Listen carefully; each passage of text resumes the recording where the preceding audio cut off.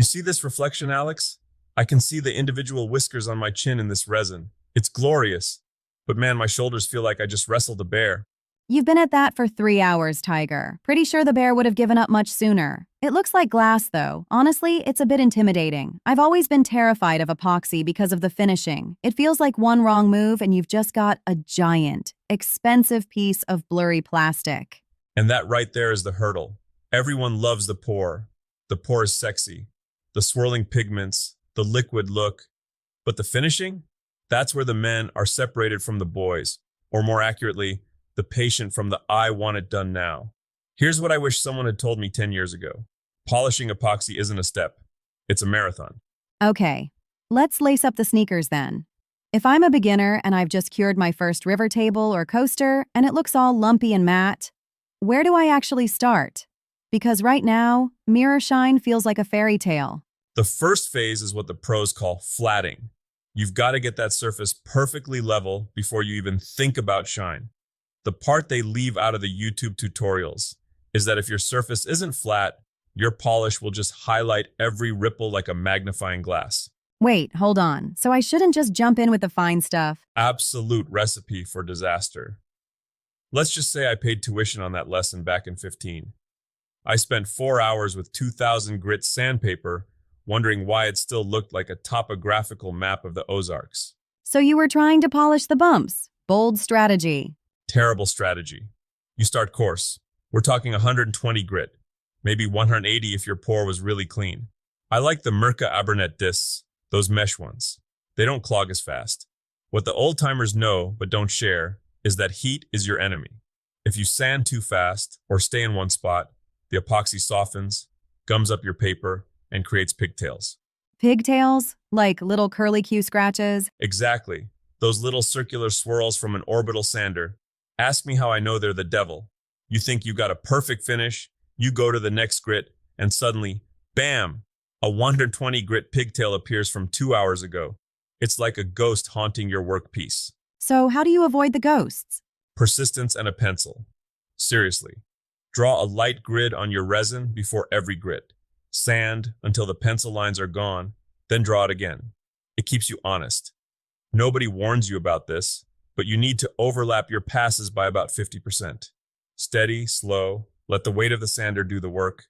Don't push down like you're trying to crush a grape. Okay.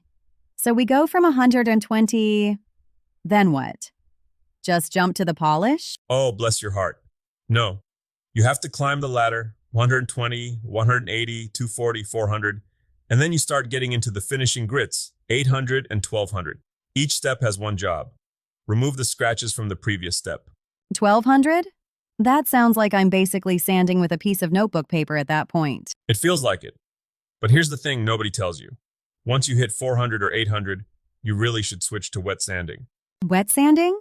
Like actual water on the project? Isn't that a mess? It's a messy, soggy, wonderful necessity.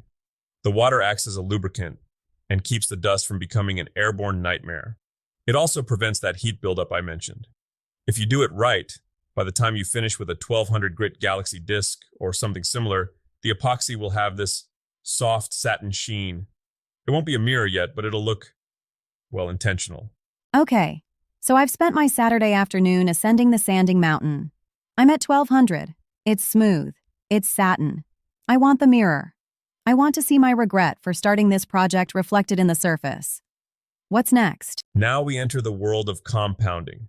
This is where most people quit, or they buy a one-size-fits-all polish that doesn't work. What they don't put in the manual is that epoxy is harder than most woods, but softer than most metals. It's picky. You need a two-stage process. Phase 1, a heavy cutting compound, something like the NW1 white super cutting compound. You pair that with a medium hard orange pad. Why a hard pad? Wouldn't you want something soft for polishing? Good question. The hard pad provides the bite. The compound is basically liquid sandpaper. You're still sanding, just at a microscopic level. You work the polisher at a medium speed. If you go too fast, you'll burn the resin. Learned that one the hard way on a custom coffee table for a client. I watched $400 worth of epoxy melt and smear like butter on a hot pan right as I was finishing it. I can feel the physical pain in that story. Did you have to start over? All the way back to the 120 grit. It was a dark day in the tiger den. There may have been tears. Okay, so don't melt the table. Got it. What's phase two? Phase 2 is the ultra gloss. After you've buffed out the 1200 grit scratches with the heavy compound, you switch, swapping to a soft, wavy black pad and a fine polishing compound, something like Top Finish 2. This is the nano stage. This is the magic moment. You're not cutting anymore, you're burnishing. You're closing those final microscopic pores. This is when the depth of the color really pops. If you've used pigments or forged carbon, like some of the glass cast tutorials show, this is when they look three-dimensional. It looks like you could reach your hand into the table. Okay, let me play devil's advocate. Why not just pour a flood coat over the top? Just a thin layer of fresh epoxy to hide the mess and call it a day. Because flatting is honesty, Alex. A flood coat is a cover-up. Wow, getting philosophical on me. No, but seriously, a flood coat has its place, but it'll never be as flat as a sanded and polished surface. Every flood coat has a meniscus, that little rounded edge where it meets the wood. And if you have a single dust mote land in it while it's curing, you're back to square one anyway. Plus, a polished surface feels different. It feels like stone. It's tactile.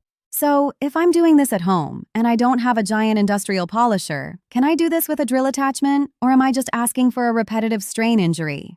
You can use a drill, but be careful. Drills have a lot of torque, but not much surface area. It's hard to keep them flat. If you're serious about this, even a cheap random orbital sander can handle the sanding, and you can get a dedicated rotary polisher for under $100. It's a tool that pays for itself the first time you don't ruin a project. What about the extra stuff I see online? I saw a guy use WD-40. I saw another guy use cement. Social media is a wild wasteland. I've seen the WD-40 trick. It's a temporary fix. It fills the scratches with oil so it looks shiny for the camera, but as soon as you wipe it off or it dries out, the scratches are back. It's a parlor trick. As for cement, well, that's a whole different aesthetic. If you want a mirror finish, stick to the chemistry of the compounds designed for it. Epoxy is a polymer. It wants to be treated like an automotive clear coat. That's a good way to think about it. It's basically a car's paint job, but 3 inches thick. Exactly. Treat it like a Ferrari. My workshop is more of a 2004 Honda Civic vibe, but I hear you. So, give me the Tiger's Pro cheat sheet, the things I'll forget when I'm actually covered in white slurry and resin dust. All right, here's the master list. First, cleanliness is godliness. Between every single grit, wipe the piece down with a fresh microfiber cloth. If a single grain of 240 grit sand stays on the surface while you're using 800 grit, you're just sanding deeper scratches into your work. Second, change your paper often. Don't be cheap. If the paper is clogged, it's not cutting, it's just heating up the resin. Third, use a light source from the side. Don't look at it from above. Get a shop light and angle it low across the surface. That's how you spot the ghoster scratches before you get to the polishing stage. And finally, don't chase perfection in one go. If you're getting frustrated, walk away. Epoxy can smell fear, Alex. It really can. I've felt it judge me.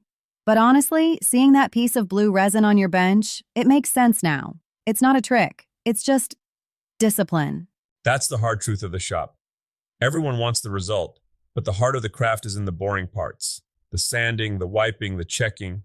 But when you finally pull that cloth away and you see the reflection of the rafters in the wood and the resin, don't ask me how I figured this out, but you'll spend about 20 minutes just staring at it, ignoring the fact that you're late for dinner. I think I can handle a little staring. Good, because once you nail a mirror finish for the first time, you'll never be satisfied with good enough again. So, how many hours did you actually spend on that one blue piece? Let's just say I've listened to 3 entire audiobooks, and I think I'm part microfiber now. Oh, worth it. Absolutely worth it.